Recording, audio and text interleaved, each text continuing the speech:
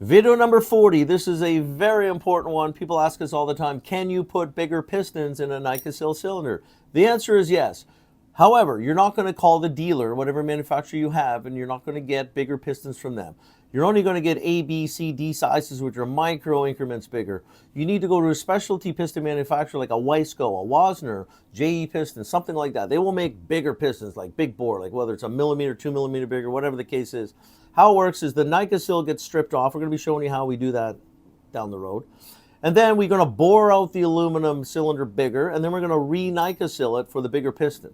So that can be done. It's specialty machining. You have to be a shop that has those capabilities. We are. I think there's only a couple shops in Canada that can do it, maybe 3. And we're one of them that can do it. Those are for people that want a big bore kit in their existing cylinder with Nikasil. Very specialty application, but we can do it for you. So give us a call, give us an email, let us know. Thanks.